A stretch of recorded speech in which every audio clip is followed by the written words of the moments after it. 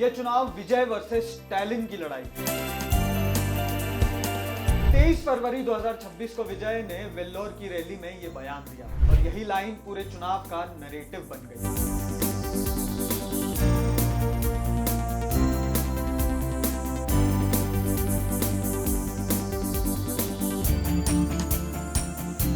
उस रैली में इतनी भीड़ उमड़ी कि नेशनल हाईवे 48 पर घंटों ट्रैफिक जैम लग गया।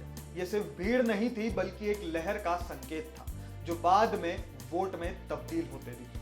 4 मई शाम तक रुझानों में तस्वीर काफी हद तक साफ नजर आई। टीवी के करीब 105 सीटों पर बढ़त बनाए हुए है, जबकि एमके स्टालिन की डीएमके 59 और एआईएडीएमके 48 सीटों पर सिमटती दिखी।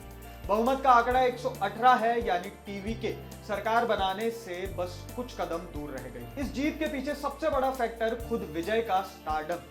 इस चुनाव में पार्टी उम्मीदवारों और मुद्दों से ज्यादा विजय ही सबसे बड़ा चेहरा बन गए हैं। लोग उन्हें सिर्फ नेता नहीं बल्कि बदलाव की उम्मीद के तौर पर देखने लगे। कई जगहों पर देखा गया कि वोटर्स को पार्टी के मैनिफेस्टो तक की जानकारी नहीं थी, लेकिन वे विजय को मुख्यमंत्री बनते देखना चाहते हैं। दूसरी अहम वजह है विजय का सही समय पर पॉलिटिक्स में आना। उन्होंने एमजीआर की तरह अपने करियर के पीक पर राजनीति में एंट्री ली। लियो, मार्सेल, मास्टर जैसी फिल्मों से बनी उनकी इमेज जो सिस्टम से लड़ने वाले हीरो की रही, उसी को लोगों ने असल जिंदगी से जोड़ लिया। तीसरा बड़ा कारण रहा है उनका मजबूत फैन क्लब नेटवर्क। पिछले करीब 20 सालों से उनके फैन क्लब पूरे तमिलनाडु में सोशल वर्क कर रहे थे। ब्लड डोनेशन, मेडिकल कैंप्स, जरूरतमंदों की मदद। चुनाव आते आते यही नेटवर्क एक मजबूत पॉलिटिकल कैडर में बदल गया। यानी विजय ने ग्राउंड वर्क पहले ही तैयार कर लिया था, बस उसे राजनीति में कन्वर्ट करना बाकी। चौथा बड़ा फैक्टर है वोट बैंक में बड़ा बदलाव। क्रिश्चियन और मुस्लिम वोटर्स जो लंबे समय से डीएमके के साथ माने जाते थे,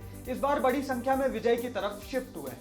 साथ ही डीएमके और एआईएडीएमके दोनों के पारंपरिक वोट भी बढ़ गए, जिससे टीवीके को सीधा फायदा मिला और उसका वोट शेयर तेजी से बढ़ा। पांचवी और बेहद अहम वजह युवा और महिला वोटर्स का जबरदस्त सपोर्ट। एक पूरी पीढ़ी विजय की फिल्में देखकर बड़ी हुई है और वही पीढ़ी अब वोटर बनी है। पहली बार वोट देने वाले युवाओं के लिए विजय सिर्फ स्टार नहीं बल्कि एक रोल मॉडल बनकर उभरे।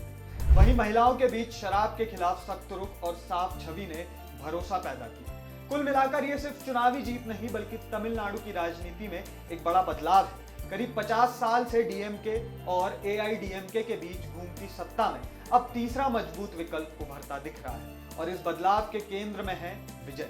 उन्होंने फिल्मी पर्दे से निकलकर सीधे सत्ता के दरवाजे तक पहुंच अपनी बना दी है। जो तमिलनाडु के रिजल्ट्स आए हैं उसने सभी को चौंका दिया है। अगर एग्जिट पोल की बात भी करें तो एग्जिट पोल में भी इस तरीके से नतीजे आएंगे कहीं नहीं दिख रहा था, लेकिन उसके बावजूद जो विजय की लहर है उसने टीवीके को 105 सीटों से टीवीके को 105 सीटें वहां पर दिला दी। अब इस पूरे मामले पर आपकी क्या राय है?